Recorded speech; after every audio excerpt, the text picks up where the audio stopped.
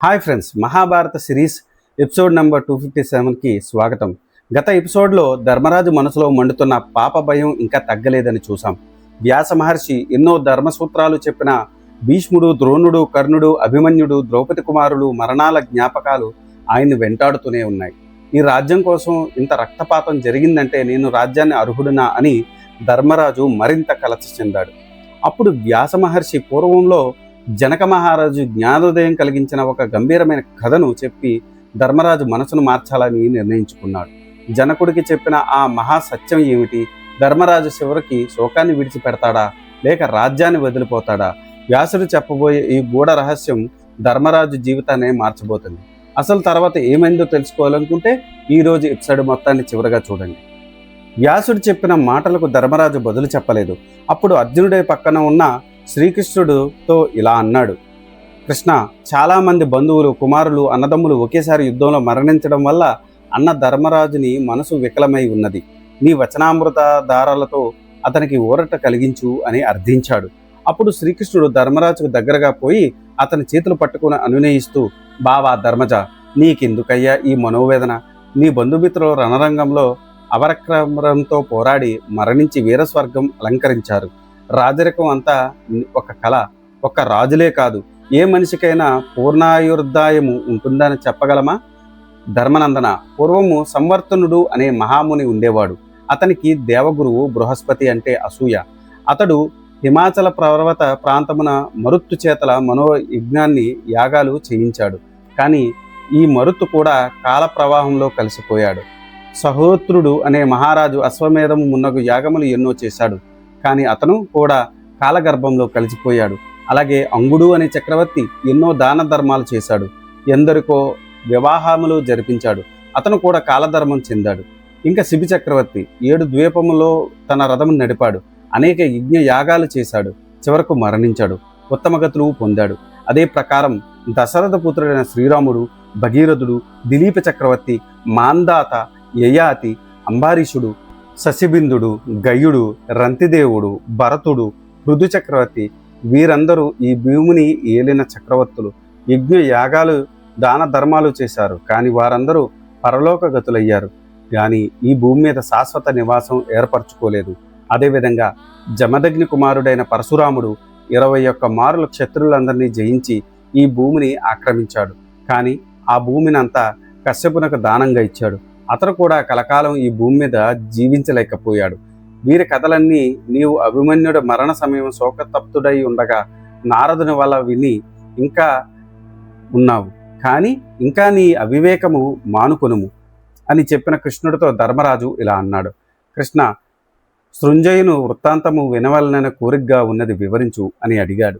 అప్పుడు శ్రీకృష్ణుడు ఇలా చెప్పడం ఆరంభించాడు: ధర్మనందన, నీవు వ్యాసుని వలన నారదుని వృత్తాంతం మాత్రము విని ఉన్నావు. పర్వతుని వృత్తాంతం వినలేదు. అది కూడా చెబుతాను, సావధానంగా విను. నారదుని చెలియలి కొడుకు పర్వతుడు. ఇద్దరూ ఒకసారి దీవి నుండి భువికి వినోదంగా విహరించడానికి వచ్చారు. ఆ సమయంలో వారిరువురు ఒక ఒప్పందం చేసుకున్నారు. ఒకరు మనసులో ఉన్న విషయములను మరొకరికి దాపరికం లేకుండా చెప్పాలని. అలా చెప్పని ఎడల శాపగ్రస్తులు అవుతారని ఒప్పందం చేసుకున్నారు. అలా విహరిస్తూ ఒకరోజు వారు సృంజయుని చూశారు. అతని ఇంట్లో కొంతకాలం ఉందామని అనుకున్నారు. సృంజయుడు తన కుమార్తె సుకుమారిని పిలిచి, అమ్మా, వీరు మహర్షులు, వీరి సేవ చేసి అని తరించు అని పలికాడు. ఆమె అందుకు అంగీకరించింది. సుకుమారి సేవలతో నారదుడు, పర్వతుడు ఆనందంగా కాలం గడుపుతున్నారు. సుకుమారి అతిలోక సుందరి. ఆమె అందాన్ని చూసే నారదుడు ఆమె మీద మోహం పెంచుకున్నాడు. కానీ బయటకు చెప్పలేకపోయాడు. లోపలే కృంగిపోతున్నాడు. నారదుడు అలా చిక్కిపోవడం, బాధపడడం చూసిన పర్వతునికి అనుమానం కలిగింది. తన దివ్య దృష్టితో నారదుని మనసులో ఉన్న భావనలు తెలుసుకున్నాడు. నారదుడు తన మనసులోని మాట బయటకు చెప్పనందుకు కోపించాడు. నారద, నీకు సుకుమారి మీద మనసు ఉందని విషయం మన ఒప్పంద ప్రకారం నాకు నువ్వు చెప్పలేదు. అందుకని నేను నిన్ను శపిస్తున్నాను. నీవు ఆమె మీద మనసు పడ్డావు కాబట్టి ఆమెను వివాహం చేసుకోకుండా ఉండలేవు. ఆమెను వివాహం చేసుకున్న మరుక్షణం నీకు కోతి మొహం వస్తుంది అని శపించాడు. దానికి నారదునికి కోపం వచ్చింది.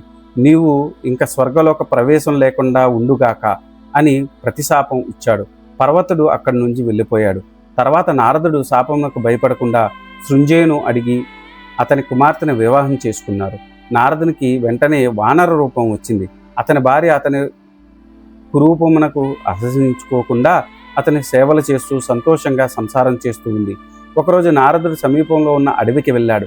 అక్కడ అతనికి పర్వతుడు కనిపించాడు. నారద, నువ్వు ఇచ్చిన శాపము మార్చలావా అని అడిగాడు.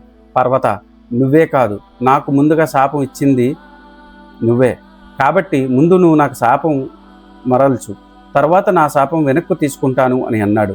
నారదుడు పర్వతుడు ఇద్దరు తమ తమ శాపములను వెనక్కు తీసుకున్నారు. నారదునికి యథారూపం వచ్చింది. నారదుడు పర్వతుడి ఇంటికి వచ్చారు. సుకుమారి ఎవరో పరాయి వాళ్ళు వచ్చారని తెలిసి మొహం తిప్పుకొని లోపలికి వెళ్ళిపోయింది. ఆమె భర్తను గుర్తించలేదు. అప్పుడు పర్వతుడు సుకుమారి, ఇతను నారదుడు, నీ భర్త. నేనిచ్చిన శాపం చేత వానరమొహం వచ్చింది. ఈరోజు నేను నా శాపం వెనక్కి తీసుకున్నాను. నీ భర్తకు పూర్వరూపం వచ్చింది. అతడే నీ భర్త అని పలికాడు. సుకుమారి కూడా తన భర్తను గుర్తించింది అని చెప్పాడు కృష్ణుడు. తర్వాత కథను నారదుడు చెప్పసాగాడు. ధర్మానందన, ఆ ప్రకారం నేను పర్వతుడు సంజయుని ఇంట్లో కొంతకాలం ఉన్నాము. కొన్ని సంవత్సరాలు గడిచిపోయాయి.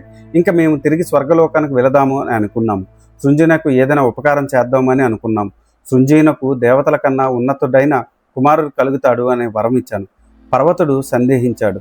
నా వరం వలన దేవేంద్రునికి ఆపద కలుగుతుందేమో అని తెలిసి, సంజయ, ఆ కుమారుడు అర్ధాయుష్కుడు అవుతాడు అని అన్నాడు. నాకు కోపం వచ్చింది. సంజయ, నీ కుమారుడిని నీ చేతనంత వరకు కాపాడుకో. నీ శక్తిని మించిన కుమారునకు మరణం సంభవిస్తే నన్ను తలుచుకో. నేను వచ్చి అతనికి ప్రాణదానం చేస్తాను అని. నీకు ఇంకొక వరం కూడా ఇస్తున్నాను. నీ కుమారుడు శరీరం నుండి వచ్చే ఉమ్మి మొదలగు సువర్ణమయం అవుతాయి. అందుకని అతడు సువర్ణిష్టివి అనే పేరుతో పిలువబడతాడు అని అన్నాడు. నా మాటలకు సృంజనకు సంతోషించాడు. తర్వాత మేమిద్దరం వెళ్ళిపోయాం. నా వరం వలన సృంజనకు ఒక కుమారుడు కలిగాడు. ఆ కుమారుని మలమూత్రములు, చెమట, ఉమ్మి అన్నీ బంగారంగా మారిపోసాగాయి. సృంజయుని ఇల్లంతా బంగారంతో నిండిపోయింది. ఆ విషయాన్ని కొంతమంది దొంగలు పసికట్టారు. ఒకరోజు ఆ దొంగలు సువర్ణిష్టివిని అపహరించి నోట్లో గుడ్డలు కుక్కి సమీపంలో ఉన్న అడవికి తీసుకుని వెళ్లారు. అతని ఒళ్ళంతా వెతికారు. ఎక్కడా బంగారం కనబడలేదు. ఆ దొంగలు సువర్ణిష్టివిని చంపి అక్కడ పారవేసిపోయారు. సృంజయుడు తన కుమారుని కొరకు వెతికించాడు. ఎక్కడా దొరకలేదు. నన్ను తలుచుకున్నాడు. నేను అతని వద్దకు వెళ్ళాను. జరిగిన విషయం తెలుసుకున్నాను. సువర్ణిష్టివి దొంగలు చంపి పడవేశారని చెప్పాను. సృంజయుడు కుమారుని మరణాన్ని ఎంతో దుఃఖించాడు. సృంజయ, నీ కుమారుడు యమలోకంలో ఉన్నాడు. నీ కొడుకుని నేను తెచ్చిస్తాను అని చెప్పి నేను సువర్ణిష్టివి పునరుజ్జీవుణ్ణి చేశాను. సృంజయుడు చాలా సంతోషించాడు. సృంజయ, నీ కుమారుని చంపడానికి ఇంద్రుడు ఎదురు చూస్తున్నాడు. జాగ్రత్తగా ఉండు అని చెప్పి వెళ్ళిపోయా. దేవేంద్రుడు తనకు సువర్ణిష్టివి వలన ఆపద కలుగుతుందని భయం పట్టుకుంది. తన వజ్రాయుధమును వ్యాఘ్ర రూపంలో అతని మీద ప్రయోగించాడు. ఆ సమయంలో సృంజయుడు గంగానదీ తీరంలో భార్యలతో విహరిస్తున్నాడు. సమయం కోసం ఎదురు చూస్తున్న వజ్రాయుధం పెద్ద పులి రూపంలో ధరించి సువర్ణిష్టివి మీద పడి పీల్చి చంపి మాయమైంది. సువర్ణిష్టివి మరణించాడు. అది చూసి సృంజయుడు అతని భార్యలు పరుగు పరుగున వచ్చారు. కుమారుని మరణానికి దుఃఖించారు. వెంటనే సృంజయుడు నన్ను తలుచుకున్నాడు. నేను వెళ్ళాను. ఆ బాలుడిని బతికించాను. తర్వాత నేను వెళ్ళిపోయాను. సువర్ణిష్టివి చిరంజీవిగా వేలాది సంవత్సరాలు రాజ్యపాలన చేశాడు. కాబట్టి ధర్మరాజా, నీవు కూడా నీ పట్టుదల వీడి రాజ్యభారం వహించు అని పలికాడు నారదుడు. ధర్మరాజు ఏమీ మాట్లాడు. మరలా ధర్మరాజుతో వ్యాసుడు ఇలా అన్నాడు. ఇది ఈనాటి వీడియో. ఆ తర్వాత ఏం జరిగిందో తెలుసుకోవాలనుకుంటే మీరు నా నెక్స్ట్ వీడియో కోసం వెయిట్ చేయాల్సిందే. దానికన్నా ముందు నాదొక చిన్న రిక్వెస్ట్. నేను చేసే ఈ మహాభారత సిరీస్ వ్యాస భారతం నుండి కవిత్రయం అంటే నన్నయ్య గారు, తిక్కన గారు, ఎర్రప్రగడ గారు తెలుగులోకి అనువదించారు. అదే ఈ మహాభారతాన్ని నేను మీకు యథాతథంగా అందించాలనే సదుద్దేశంతో ఈ వీడియోలు చేస్తున్నాను. జనరేటెడ్ ఇమేజెస్తో వీడియోస్ చేయడం కొంచెం కష్టతరమైన విషయం అయినప్పటికీ మన సనాతన ధర్మంలో ఉన్న మంచిని చెప్పాలనే ఉద్దేశంతో పూర్తి కథని ఈ వీడియోలో రూపంలో అందించడం జరుగుతుంది.